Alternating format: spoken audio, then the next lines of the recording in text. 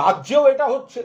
তাহলে মমতা বন্দ্যোপাধ্যায় স্কিমগুলো তার মানে ভালো ছিল, মানুষ উপকার পেয়েছেন, এবং তার নাম বদলে, অর্থাৎ নতুন সরকারের আর নতুন কিছু করার নেই, তারা শুধু নামটা বদলাচ্ছেন, কারণ আসল কাজটা তো মমতা ব্যানার্জি করে দিয়ে গেছেন।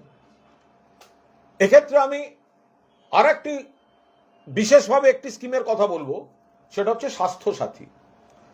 বারবার বিজেপি নেতারা বলেছিলেন যে স্বাস্থ্যসাথী নয়, আয়ুষ্মান ভারত চালু করতে হবে। দিল্লির নেতারা ডেলি প্যাসেঞ্জারি করার সময় বলেছেন আয়ুষ্মান ভারত। আমরা বারবার বলেছি স্বাস্থ্যসাথী সবাই পাচ্ছেন, আয়ুষ্মান ভারত সবাই পাবেন না, ক্রাইটেরিয়া আছে। আপনার যদি এটা থাকে পাবেন না, ওটা থাকে পাবেন না, সেটা থাকে পাবেন না। তো এখন তাহলে এই যে আয়ুষ্মান ভারত, এখন দেখা যাচ্ছে কি, এখন সরকার বলছেন আয়ুষ্মান ভারত যারা পাবেন না তাদের জন্য মুখ্যমন্ত্রী ত্রাণ তহবিল থেকে 5 লাখ টাকা পর্যন্ত সাহায্য। আমরা বলেছিলাম এটা হতে পারে না, মুখ্যমন্ত্রী ত্রাণ তহবিল থেকে হতে পারে না, আপনারা যতই বিধানসভায় লিখিতভাবে দিন।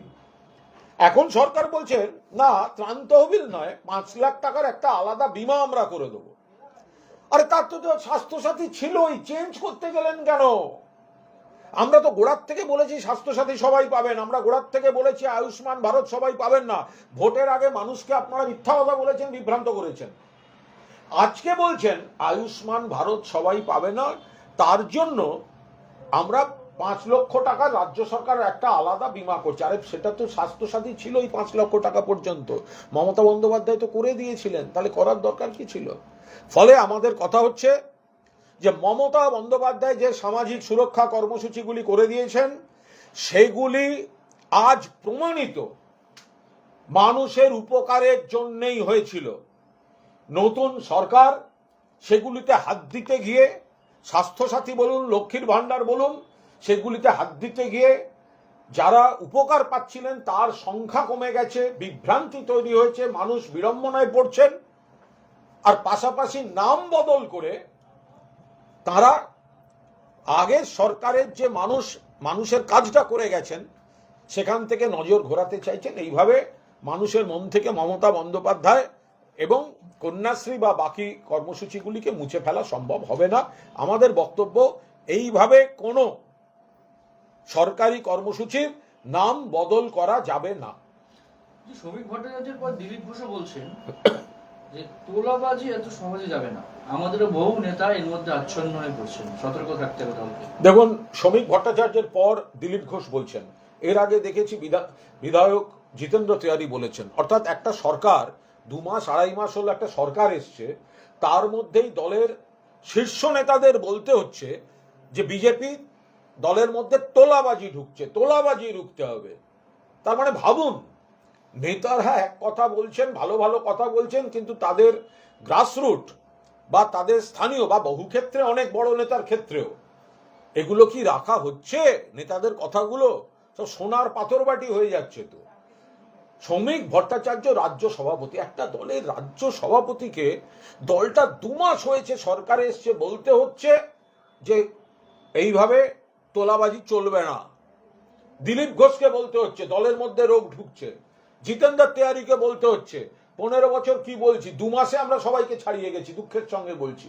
অর্থাৎ বিজেপি জমানায় তোলাবাজি এবং আনুষঙ্গিক যে সমস্যাগুলো, একাধিক পাড়ায় পাড়ায় অশান্তি, নিজেদের মধ্যে দখলদারির গোষ্ঠীবাজির মারামারি, এগুলো তো সবাই চোখের উপর দেখতে পাচ্ছেন। আর শ্রমিক ভট্টাচার্য, দিলীপ ঘোষ এবং জিতেন্দ্র তিওয়ারির মতো নেতাদের কথায় প্রমাণিত হয়ে যাচ্ছে যে এই তোলাবাজি বলুন বা এই ধরনের ভাইরাসে এই 2 মাসে সরকারের নেতৃত্বাধীন বিজেপিটাও ভরপুর আক্রান্ত। মুখ্যমন্ত্রী বলেছেন যে এই যে নাগরিক সংশোধনী আইন সিএএ, যে সমস্ত আবেদনগুলো পড়ে রয়েছে বাংলায়, আগামী 6 মাসের মধ্যে তা নিষ্পত্তি করা হবে। 6 মাস কেন, আমরা ইমিডিয়েটলি চাই। এই ধরনের এই সব সমস্যাগুলো যেখানে আছে, এসআইআর, সিএএ, অ্যাডজুডিকেশনের নাম করে বহু লোক এখনো বাদ আছে। তো কেন এখনো বাদ আছে, কেন থাকবে? ট্রাইব্যুনাল এতদিন ধরে কি করছে, এত স্লো কেন? অবিলম্বে যারা প্রকৃত নাগরিক তাদের কোনো রকম অনিশ্চয়তার মধ্যে রাখা যাবে না। যারা প্রকৃত নাগরিক রাখা যাবে না, ধর্মের ভিত্তিতে ভেদাভেদ করানো যাবে না। সোনালী বিবির মতো বীরভূমের মেয়ে, বাংলার মেয়েদের অপবাদ দিয়ে বাংলাদেশের জেলে পাঠিয়ে রাখার পাপ কাজ করা যাবে না। সোনালী বিবিকে কিন্তু কেন্দ্রীয় সরকার বা বিজেপি সরকার ফেরায়নি, কোর্টে যেতে হয়েছিল, কোর্টের রায় ফেরাতে বাধ্য হয়েছে।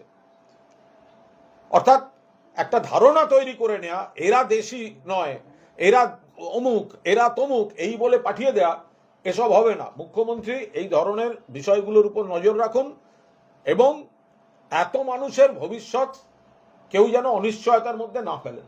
বলছি, কালকে তসলিমা নাসরিনের একটা অনুষ্ঠান ছিল, সেখানে আমন্ত্রিত ছিলেন জয় গোস্বামী। জয় গোস্বামী মঞ্চে উঠতে যাচ্ছেন, দর্শকরা সামনে থেকে একাংশ ব্যাপক চেঁচামেচি করেন, তাতে তিনি মঞ্চে না উঠে সাইড দিয়ে বেরিয়ে যান।